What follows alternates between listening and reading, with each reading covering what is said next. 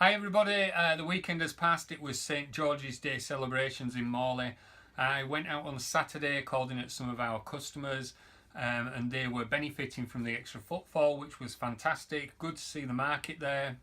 I think there should be a market there every Saturday, and I don't see why not. And it wouldn't hurt anybody within the existing market. It would allow people to come out and maybe have a table and a small table, give a small selection of what they do. Even the shops on the high street, like your Cador and Peekaboo and people like that, they could display a small amount of goods, and people would look at it and say, "Oh right, I like these shoes," or "I like this bowl," or "Oh right, we'll just go up to our shop up the road there, and you can have a look at our full range."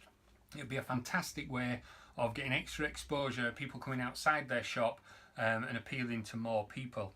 I think that having a market is good. It brings a different demographic, and what by that I mean, Morley is a very it appeals to the elderly and some of the older generations, and I think a lot of that comes with, obviously we know we've got a lot of charity shops there, but it's a market town. But it should be a market town that's brimming with various age groups. I think it'd be fantastic to have Starbucks or a Costa.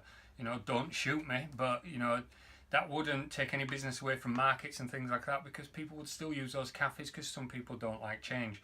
But if we want to bring a bit of youth and a bit of vibrancy and a different kind of vibe to Morley, to sort of make people come here and spend money and talk about this great market town again, I think that something like that would be fantastic. And it would help the smaller businesses, because not all the smaller businesses are getting a fair crack at this moment in time. And me, I'm a stickler for fairness. Everything that we do is fair. Everybody gets a fair crack. They get the same amount of work. We rejig things so that somebody who succeeds on Facebook will get more from Facebook, from the work that we do. Some people succeed better on Twitter, etc. And we tailor things like that with our business model. That's what we do. I would like to say that on the Saturday, I called into Raj Paul, one of our customers. Love Raj, love his mother, great family. Went in there and I picked up this, which is the St George's Weekend souvenir program. And I thought, what a fantastic little idea. I mean, it's little, because it is little. But I opened it up and I thought, this is going to be really good. There's going to be businesses and advertising in here. It's going to be great for local businesses, etc. And lo and behold, it is what it is. I'm not a spokesperson for Morley. I am not trying to be mayor. I'm just trying to make a difference with our business, and it is making a difference. It's making a big difference. But I think that when you've got organisations or you've got people in charge of things and they've had 364 days to plan something, maybe people should be thinking a little bit fairer, a little bit more outside the box. It's great to see Hightower Kitchens and all your events, Chocolate Beauty Spa, Get Fit Morley, CC Travel, but there's just a very common thread. I don't know what that common thread is, but there just seems to be a common thread, and that is that these same companies do get a lot of advertising space, and I don't feel, from what I've heard, I don't go around gossiping. I go in to check on our customers to make sure they're happy with what we're doing, but I talk to them because I want them to be successful. And when I speak to them, they're quite unhappy about this stuff, and it's not that they dislike any of these businesses. They just feel like they should have a spot on there too, and I don't think there's anything wrong with that. It's quite a big piece of paper. I feel that when you're getting more footfall into the market, into the town, I think it would be fantastic to sort of highlight and give some of the other businesses a good time to shine. We've got adverts up here, that could easily be split into 4. We could easily get 12 adverts on there. This doesn't have to be this big. These pictures are synonymous with St George's Day, and that's fantastic. The white horse, St George, in his armour and everything. I think it's great, but it doesn't necessarily need to be that big. Let's take something like this, plan it over 364 days, and give the likes of Raj Paul Jewellers. There's no other jewellers in our market town, and he would benefit. They would benefit. Peekaboo would benefit. There's florists there. There's a whole host of businesses, accountancy and everything, you know, and these are being given out for free, and it would make a big difference, you know. And let's just play on a word here. It says souvenir program, and a souvenir is something that you take and you keep. You keep it to reference it. That's what a souvenir is. You know, some people will go home, throw it in the bin like they do with some of the stuff that comes through their post box. But, you know, some people will keep hold of this and they'll reference it when they go back home. And it would be fantastic if they opened that and they got a nice array of businesses in there that did different things that, you know, that they might not always think of. You know, I think that some of the businesses that we always do see in there, do they need as much help as they are getting from that when nobody else is being approached? They are established businesses, which is good, but there are other established businesses that are on the high street paying bigger rates now, and they need more help. And, you know, I think that it's not something that somebody has overlooked and thought, oh, well, you know, it's last minute. How can it be last minute when it's once a year? You know, this should be pre-planned. I mean, think about it like this. If 12 companies advertised in there, and then the following year those 12 companies don't get approached, another 12 companies get approached. Let's say that you struggle to get the 12 companies, then you take the 12 companies from the previous year, if you can't get anybody else in, and you draw straws and you say, look, you know, this has come up, would you like it? This has come up, would you like it? And then it's fair, it's the right thing to do. You know, I'm not into get rich quick, I'm not into, you know, it might sound alarming and quite something that, and I explain this to a lot of people, I don't really care about are you in limited as a business. And what I mean by that is I care about the businesses that come on board, because without them it wouldn't be possible. So we aim to give them more than anybody else can give. Our company will in turn grow because we are seeing those companies right. They're recommending us, they're talking about us, they're visiting our Facebook page, they're sharing our videos. You know, everything we do is for everybody to learn from. Everything that we do is for everybody, you know. So all the videos that we make, we need them sharing, you know, get the word out. This is free information. It's something that will help businesses grow. We put stuff on our wall that's, you know, brings people to it. It's information, it's news, it's funny, or it might be motivational and things like that. Ryan does a fantastic job at, you know, making it very varied. But it does concern me, that. It does concern me. And I think what concerns me is, you know, when I'm speaking to customers, no matter who it is, they do get dissatisfied. And some of the stories that I hear and things, you know, I'm not a gossip, I don't go talking to other businesses about it, but I hear it and it stops at me.